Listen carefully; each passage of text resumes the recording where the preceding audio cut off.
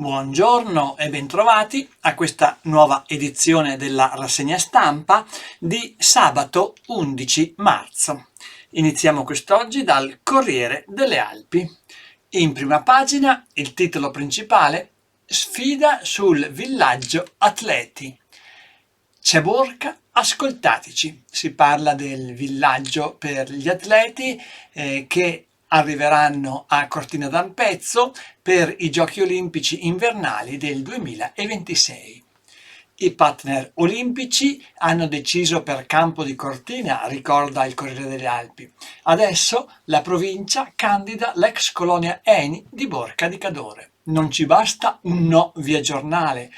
Zaia e Sant'Andrea, il commissario per le opere olimpiche, devono almeno incontrarci. Questa è la richiesta che parte da Belluno per far valutare la possibilità di utilizzare l'ex colonia ENI quale villaggio olimpico, una ipotesi che appunto tramite la stampa il governatore del Veneto Zaia ha già escluso, ma che si vuole venga valutata con attenzione. E sempre dalla prima pagina del Corriere delle Alpi, la fotonotizia di oggi è dedicata alla siccità. Effetto siccità. I torrenti sono una distesa di ghiaia. I pescatori, disastro annunciato per i pesci. Poveri, piccoli cavedani. I pescatori dell'Alpago ne hanno trovati morti tantissimi ieri alla foce del Runal. È a questo che si riferisce la foto pubblicata. Runal, secondo affluente del lago di Santa Croce. Il corso d'acqua è praticamente in secca. Il presidente provinciale Sitran ipotizza dei 2 milioni di piccoli pesci immessi di recente ne resteranno appena 300.000. Ma andiamo ora all'interno del giornale. Le prime pagine sono dedicate al problema dei migranti. Mediterraneo, il giorno più lungo. Questo è il titolo. Oltre 1.300 migranti in pericolo, costretta a intervenire la Marina.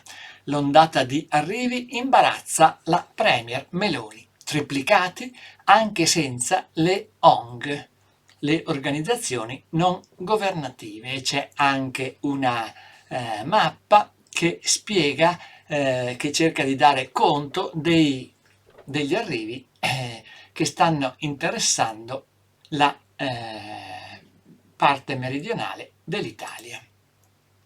E sul tema viene ospitato anche il parere di Alfredo Mantovano, sottosegretario alla Presidenza dei Consigli. La Bossi-Fini ha fatto il suo tempo, governo diviso, solo discussioni. Questa è la frase isolata dal Corriere delle Alpi come titolo dell'articolo.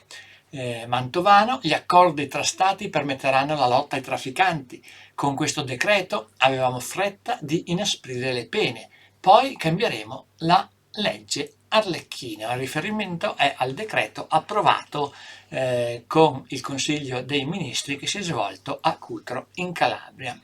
Non è un muro contro i migranti, il decreto facilita gli ingressi legali, la nostra posizione resta equilibrata, sottolinea Mantovano. Le rimesse degli migranti aiutano il bilancio dello Stato prima delle famiglie, i paesi cooperano. Una visione positiva o almeno una sottolineatura degli aspetti positivi della nuova normativa. E poi ancora, sempre sullo stesso tema, lacrime e rabbia. A Bologna il funerale di 7 vittime afghane del naufragio, la preghiera con 300 persone e le critiche, i decreti, ipocrisia. 7 fosse e un'ottava che resta vuota per un uomo ancora disperso in mare. Ma dalle pagine generali del Corriere delle Alpi passiamo a quelle che riguardano la provincia di Belluno e che si aprono con un tema di carattere turistico. Mancano stagionali, bisogna investire sulla formazione dei nostri ragazzi. Da Cortina l'appello del capo degli albergatori Pirro: la professione si evolve, ITS e alberghi si adeguino appunto per garantire una preparazione migliore per i giovani. Anesin, dirigente dell'Istituto Dolomieu: l'accoglienza è un'arte, l'alberghiero non è un ripiego, sarà fondamentale lavorare sull'informazione alle scuole medie per dare i giusti input e consentire e aiutare anche ad apprezzare nel giusto modo la proposta degli istituti alberghieri. Cambiamo argomento: comitati della salute in piazza. Qui la sanità è depotenziata. Il 15 aprile i bellunesi parteciperanno a Vicenza alla manifestazione regionale a sostegno della sanità. Smantellati servizi, la montagna necessita del servizio di emergenza-urgenza. In particolare si vuole sottolineare l'urgenza e l'esigenza di sostenere la sanità pubblica. Provincia Belluno Dolomiti. Bottacin. L'assessore regionale si rivolge a Padrin, il presidente della provincia. Credici anche tu. L'assessore regionale scommette sulla nuova denominazione, appunto Provincia Belluno Dolomiti. Ai miei tempi a Palazzo Piloni ebbe il sostegno di tutto il Consiglio. Una proposta che era già appunto stata lanciata negli anni scorsi e che ora viene ripresa. Andiamo ancora avanti sulle pagine del Corriere delle Alpi. Strutture di accoglienza carenti per i migranti e per le persone che arrivano in Italia. Nuovo bando, fatevi avanti. Questa l'indicazione del prefetto di Belluno. Sono 210 i migranti presenti in provincia, ma servirebbero ancora più posti. Il prefetto presta un database per controllare i redditi di quelli che lavorano, perché il sistema di accoglienza ospita le persone fino a che non lavorino e non abbiano un reddito di 6.500 euro lordi l'anno. Questo è il limite superato il quale si è obbligati ad uscire dal sistema di accoglienza. Belluno, edifici pubblici e marciapiedi, via gli ostacoli. Il comune avvia l'iter per il PEBA, il piano per l'eliminazione delle barriere architettoniche. Servirà anche per trovare i finanziamenti necessari. Officina sotto sequestro. Rifiuti non smaltiti depositati sul piazzale. Dopo un controllo dell'autostrada sono arrivati i forestali alla Veneggia. Nello spiazzo una gran quantità di scarti, anche pericolosi. Storia e cultura del Veneto. Studenti a lezione di migrazioni. L'iniziativa è promossa dal Centro Consorzi e dall'Associazione Bellunesi nel Mondo e finanziata dalla Regione. Parteciperanno 270 alunni di 15 scuole della provincia. Siamo sempre sulle pagine del Corriere delle Alpi, eccoci a Feltre. Il mercato settimanale in crisi, persi 45 banchi in 5 anni. Pandemia e mancanza di ricambio generazionale hanno inciso sul numero degli esercenti attivi. L'assessore di Feltre Curto è preoccupato, un calo visibile anche ad occhio. Ai bimbi della pediatria di Feltre i fumetti dedicati alla storia del palio, un'iniziativa benefica e di attenzione verso i più piccoli.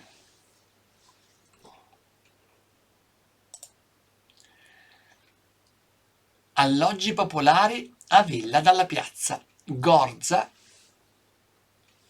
Nunzio Gorza, punta sull'Ater. La vendita dell'antico edificio a Foen è ancora bloccata, ma al Carenzoni si ipotizza la sua destinazione sociale. L'ente assistenziale ha deciso di rifare la recinzione ormai deteriorata del complesso. Il consiglio dell'IPAB ha confermato Alfio Dalla Gasperina e Paola Besuz nei loro incarichi. 90 anni di impegno, il gruppo ANA di Pedavena celebra l'anniversario. Questa sera in Sala Guarnieri a Pedavena un incontro con il coro ANA Piave, domani la messa solenne e la sfilata delle penne nere in paese. Giorgio Fornasier oggi alle Canossiane di Feltre dà l'addio alle scene. La MON fa partire i gruppi di cammino per tenersi in forma con i percorsi salute. Una cinquantina di alunni delle scuole medie impegnata sui 2 tracciati. La consigliera Meryl Pradel, così sosteniamo uno stile di vita attivo. E dalla MON a Serenda il Grappa, centralina sullo Stizzon. L'iter si è rimesso in moto, ma il sindaco Scopel diciamo ancora no. Dolomiti Derivazioni ha depositato il 24 gennaio la richiesta di valutazione di impatto ambientale. Lunedì 20 marzo la presentazione del progetto ai cittadini. Sospirolo, De Bon si ricandiderà come primo cittadino. Il sindaco non potrà contare su tutta la squadra del 2018, di cui il suo appello: in lista serve gente, se non ci presentiamo noi rischiamo il commissariamento, sottolinea. In cerca di volontari per tenere aperte 50 piccole chiese. Borgo Valbelluna ha un tesoro da sfruttare e l'assessore Frapporti si appella ai residenti. Strada provinciale 251 tra Longarone e Val di Zoldo. I versanti saranno bonificati. Venezia mette sul piatto 3 milioni. Lavori da primavera senza chiudere la strada. Obiettivo: ridurre il rischio delle attuali scariche di sassi. Il sindaco di Val di Zoldo De Pellegrin: la soluzione definitiva resta comunque la galleria Paramassi. E dal Longaronese all'Alpago, Bastia-Sitran, la strada ora è in sicurezza, tagliati gli alberi sporgenti e pulito il ciglio. Era il tassello che mancava dopo gli interventi del 2022 relativi al consolidamento effettuati con i contributi della terza annualità post-Vaia. Risanato tratto di fogna sulle sponde del lago di Alleghe. Investendo 200.000 euro, BIM ha ristrutturato 126 raccordi, il cui malfunzionamento causava problemi seri all'intera rete. Ed eccoci alla pagina che sviluppa il tema che era stato lanciato come principale in prima. La sfida di Borca ai partner olimpici. Un villaggio c'è già, stateci a sentire.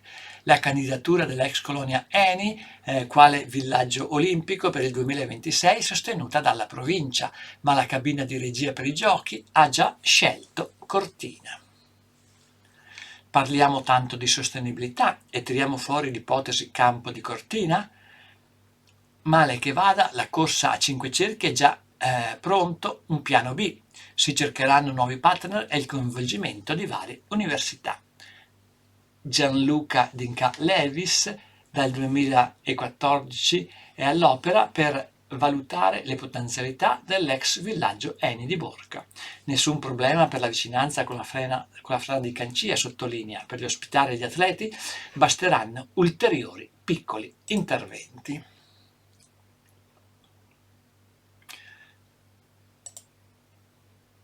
Martina dalla pianura ai boschi in Comelico, valle stupenda, peccato pochi ci credano. Veterinaria ha aperto un bed and breakfast e ora punta ad allestire uno Stars Box. Qui ci sono tante potenzialità. Borse di studio, ha aperto il bando della magnifica comunità di Cadore. E dal Corriere delle Alpi passiamo al Gazzettino di Belluno, che oggi si apre con questo titolo a tutta pagina. Autovelox e multe, tutti contro tutti. Sentenza del TAR che dà ragione a un cittadino in guerra, la espressione tra virgolette, con il comune di Livinallongo. più trasparenza sugli atti. L'amministrazione di Arsier invece scommette sugli introiti delle infrazioni stradali. Nel 2023 oltre 1 milione di euro, spiega il Gazzettino. Gli rifilano 5 multe elevate dalla polizia locale con l'autovelox nello stesso tratto di strada e poi gli negano l'accesso agli atti per un possibile ricorso, ma il TAR, al quale è stato costretto a rivolgersi l'automobilista, gli ha dato ragione. Il comune di Lividallongo dovrà così consegnare gli atti e pagare le spese di giustizia quantificate in 500 euro. Nel procedimento al tribunale amministrativo il comune non si era costituito. Intanto Arsier potrebbe diventare il primo comune in provincia per multe. Nel 2023 stima di incassare 1.280.000 euro, effetto del nuovo autovelox. Andiamo ancora avanti e la pagina di approfondimento, la pagina 2 del Gazzettino di Belluno, è dedicata alla questione del villaggio olimpico. L'ex villaggio Eni diventi olimpico, ma la proposta è stata ignorata. Provincia e comune di Borca di Cadore hanno ripetutamente avanzato l'idea a commissario e regione. Nessuno ha dato risposta. Il sindaco di Borca, Bortolo Sala: formalizziamo oggi la proposta sperando che gli interessati si facciano vivi. La società Minoter si dice d'accordo, l'operazione rivaluterà il sito ideato da Gellner e patrimonio UNESCO. La protesta dei cortinesi: no a nuovi insediamenti. I proprietari dei terreni si oppongono alla realizzazione di un villaggio per atleti e staff. Questa è l'altra voce degli interessi in campo, appunto, con l'opposizione di cortinesi alla prospettiva di realizzare il villaggio olimpico a Campo di Cortina. Raduno Triveneto con 12.000 alpini. Il prefetto ha illustrato il programma dell'evento che si terrà a metà giugno coinvolgendo 25 sezioni ANA. Collaborano all'organizzazione anche Federalberghi e Confcommercio per pensare ad un piano dedicato. Migranti in arrivo e posti esauriti. Valutiamo di aprire un altro centro. È un'altra prospettiva messa in campo dal prefetto. È l'emergenza dell'emergenza per le COP, possibile attivazione dell'obbligo di aumentare i posti.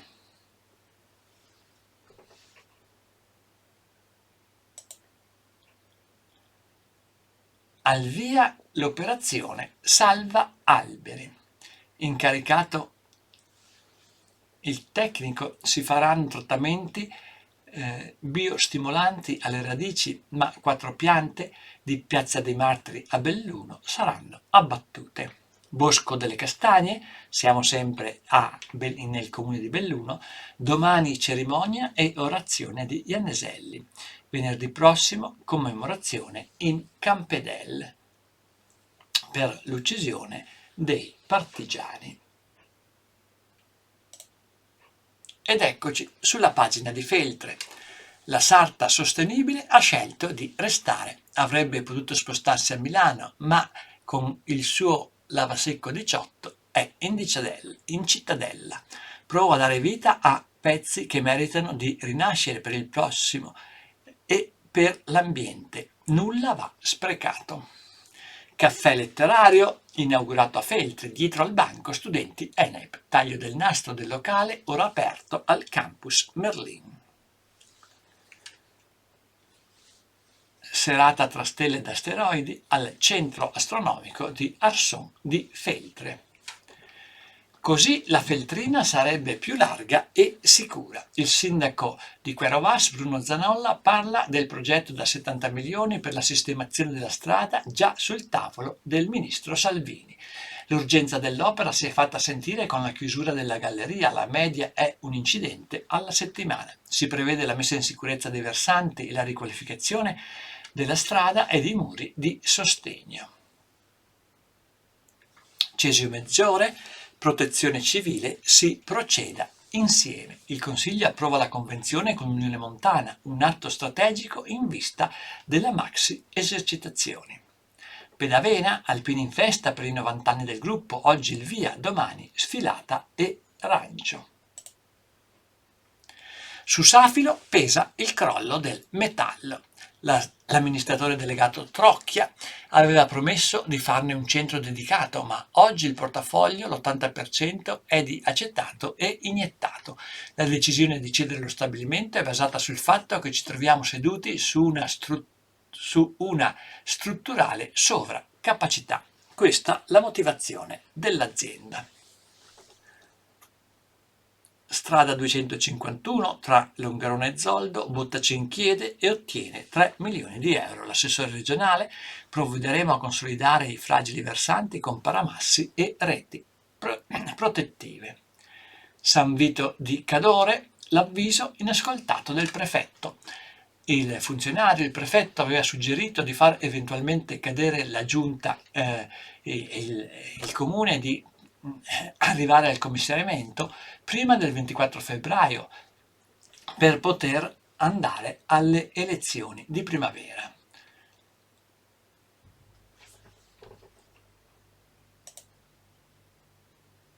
E concludiamo con una notizia sportiva: la carica dei 1000 tifosi al Drio Le Rive di Feltre. Alle 19:30 la prima sfida di hockey su ghiaccio della semifinale della Division 1. L'avversario della squadra di Feltre è il Gardena, atteso un grande pubblico come ormai tradizione per sostenere una squadra bella e forte. Si chiude qui questa edizione della rassegna stampa. A tutti voi il più cordiale a risentirci.